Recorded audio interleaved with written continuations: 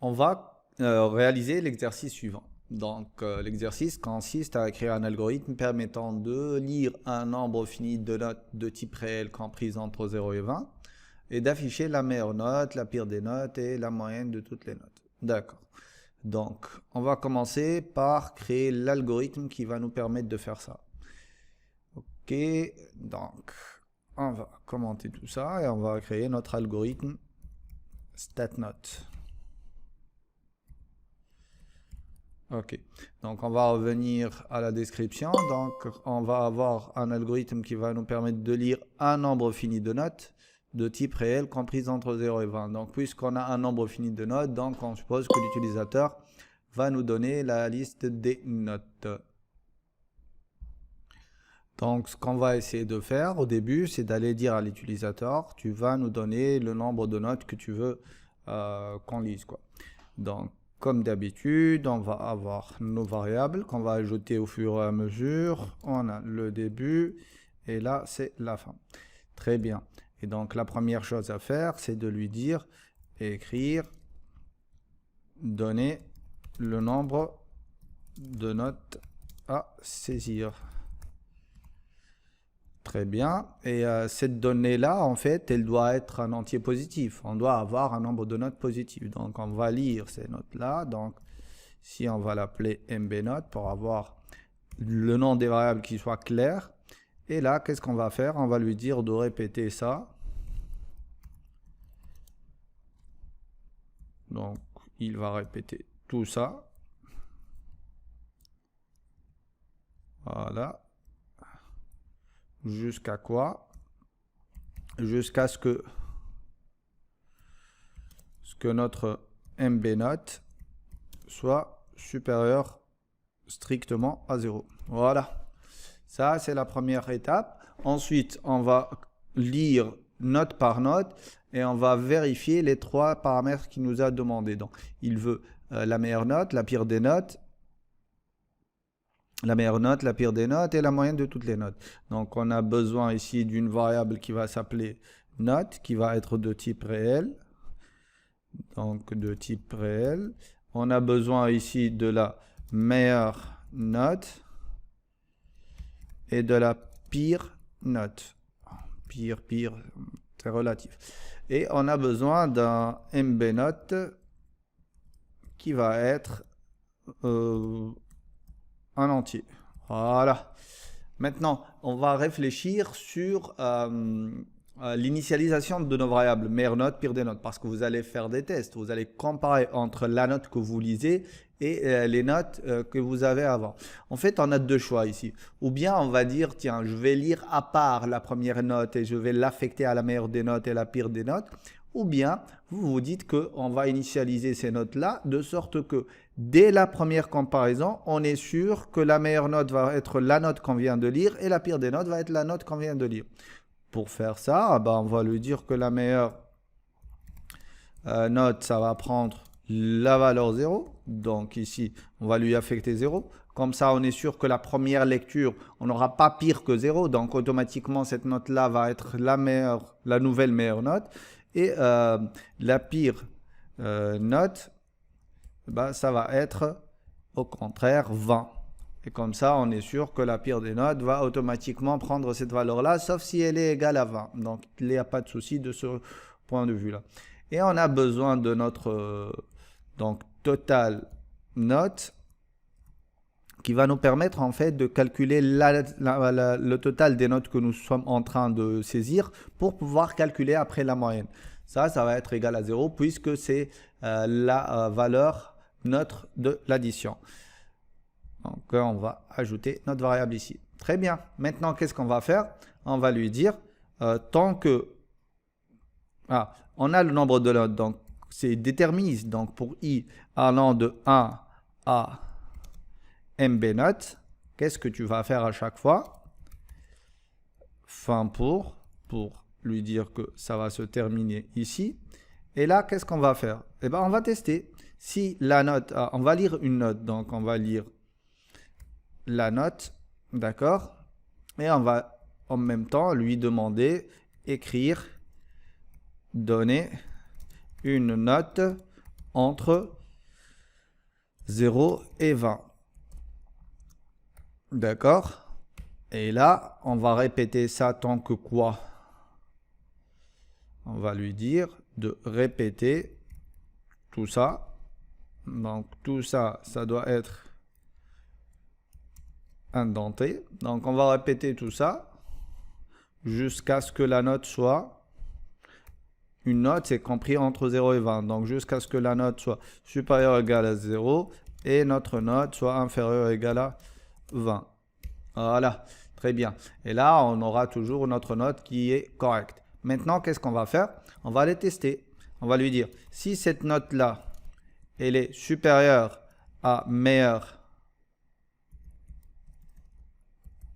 note, qu'est-ce qu'on va faire?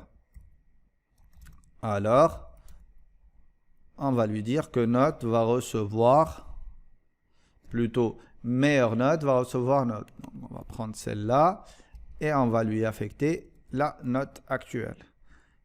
Et on a un petit fin si. Maintenant, on va faire quoi? Si, on va reprendre le même bloc, mais on va juste changer les conditions. Pourquoi ici je ne fais pas un bloc corrélé? Pourquoi je ne fais pas de sinon si? Parce qu'en fait, pour la première note, on est obligé de faire les deux tests. Donc, si vous voulez avoir une condition corrélée, vous le faites avant. Comme ça, vous gagnez en traitement, en nombre d'opérations. Donc, si la note elle est inférieure à pire note, qu'est-ce qu'on va faire? Eh ben, notre pire note va recevoir la nouvelle note. Donc, si vous aviez au départ 10 comme pire note et que vous avez la note saisie qui est à 5, automatiquement, la pire note va recevoir 5.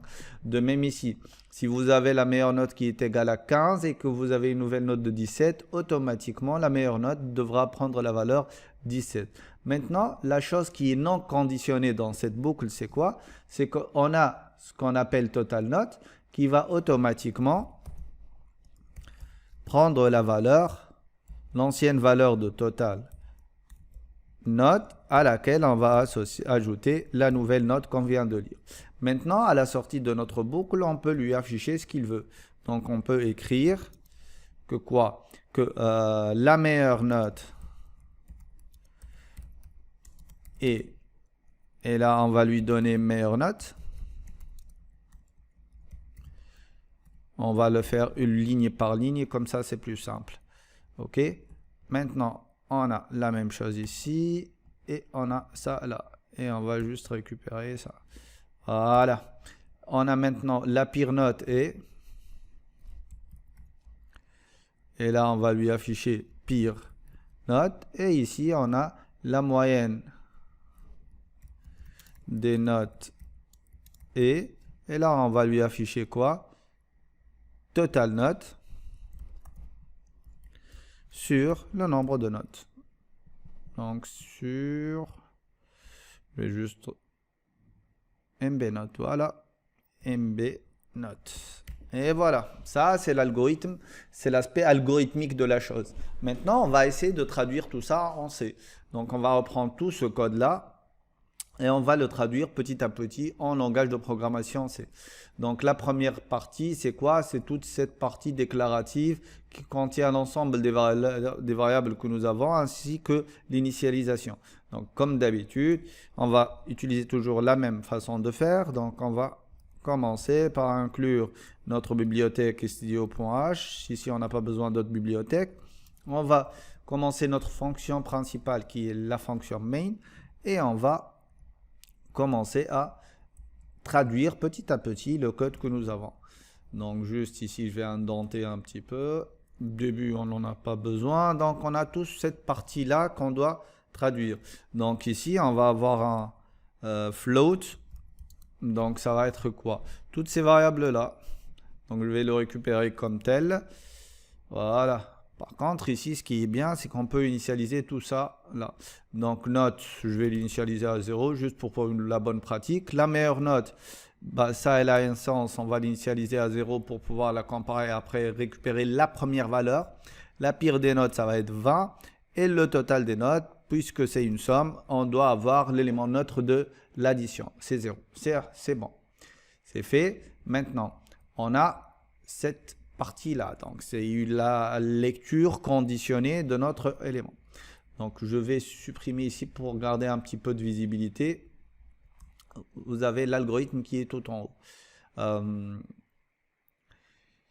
En fait, je vais essayer de mettre la correction dans la description de l'exercice. Le problème, c'est que je n'ai pas le droit sur YouTube d'ajouter les inférieurs et supérieurs. Donc, des fois, vous allez trouver des égales ou bien des inf et des sub juste pour pouvoir copier-coller toute cette partie-là. D'accord? Maintenant, on a toute cette partie à traduire. D'accord. Donc, le répéter jusqu'à, on sait, ça devient quoi? Ça devient un do while.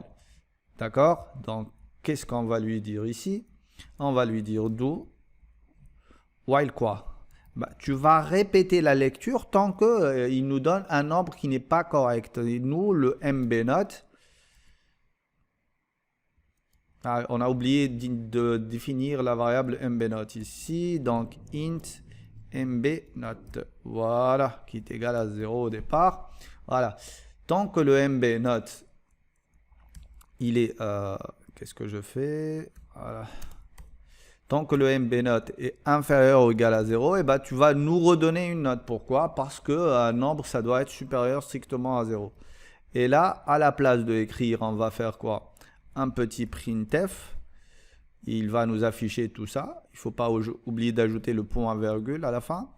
Et là, au lieu de lire, on va ajouter un petit scanf. Donc, on va lire ça. Et là, qu'est-ce qu'on va faire? On va lui dire qu'on va lire un entier et on va stocker cet entier-là dans notre variable mbNote. Voilà, point virgule, et c'est bon. Donc, cette partie-là, elle est faite. Maintenant, on va passer à la deuxième partie, qui est cette boucle-là, qui correspond à l'ensemble des traitements. D'accord? Pardon. On va la récupérer et on va enlever tout ça. Je vais laisser un petit espacement ici pour que ça soit plus aéré. Donc, la boucle pour, ça va être traduite en quoi? Bah, ça va être en for. Donc, i égale à 1, point virgule. I inférieur égale à mb note et i plus plus. D'accord? Donc, ça, c'est notre boucle. Donc, cette partie-là a été traduite. Ce bloc-là, on va les prendre un par un et on va l'indenter. Le répéter jusqu'à, ça va être traduit en quoi? C'est un do. Et là, on a notre while. Un do while quoi? Il faut qu'il nous redonne une note tant que quoi? Tant que cette note est fausse. C'est-à-dire quoi? Tant que la note, elle est inférieure strictement à 0 ou bien notre note, elle est supérieure à 20. En fait, c'est exactement l'opposé de cette condition-là. L'opposé de note supérieure ou égale à 0, c'est note inférieure strictement à 0. L'opposé de et, c'est un ou. Et l'opposé de note inférieure ou égale à 20, c'est une note qui est supérieure à 20. Donc, tant que tu nous donnes des notes qui sont à l'extérieur de cet intervalle-là, eh ben, nous, on va refuser. Tu devrais redonner une nouvelle valeur, tout simplement. Donc, le texte, c'est ça. Donc, on va le récupérer directement. Il n'y a pas à écrire tout ça. Donc, voilà. Très bien. Après, tout ça, il faut l'enlever. J'espère que je ne vais pas trop rapidement. Si c'est le cas, il faut me le dire dans les commentaires. Comme ça, la prochaine fois, j'essaierai de faire moins rapidement. Ça, le mbNote, on n'a pas besoin du mbNote. Ici, on a besoin de lire quoi? On a besoin de lire la note. Voilà. Et qui est une réelle, donc c'est un %f. Donc, cette condition-là, elle est faite. Donc, ici, c'est bon. Après, qu'est-ce qu'on va faire? On va faire l'ensemble de ces tests-là. D'accord? Donc, je vais le récupérer. Le fin pour, je vais l'enlever. Et je vais ajouter quelques petits commentaires ici. Ici, je vais lui dire, bah, on lit la note d'un étudiant qui doit être comprise entre 0 et 20. Comme ça, si je reviens la prochaine fois, je comprendrai pourquoi j'ai mis cette condition-là. Maintenant, qu'est-ce qu'on va faire? Ici, on va vérifier la meilleure note.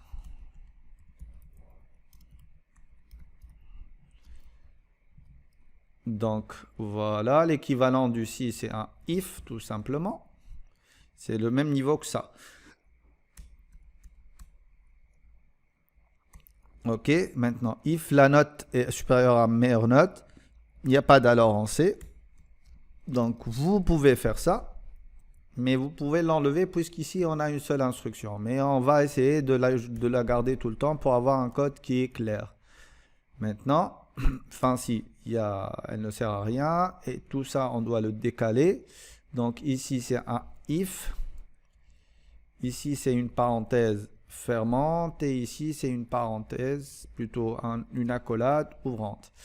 Et là, l'affectation, c'est une égalité. Donc la pire des notes, elle va recevoir notre note. Et là, on va aller lui dire, bah, ça, tu vas faire un plus égal de notes. Voilà. Maintenant, on a le total de l'ensemble des notes. On a testé si c'est la meilleure ou la pire des notes.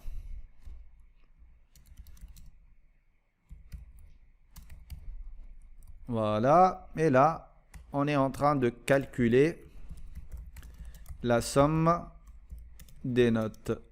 Voilà. Il nous reste à faire quoi à la fin? Bah, un petit printf.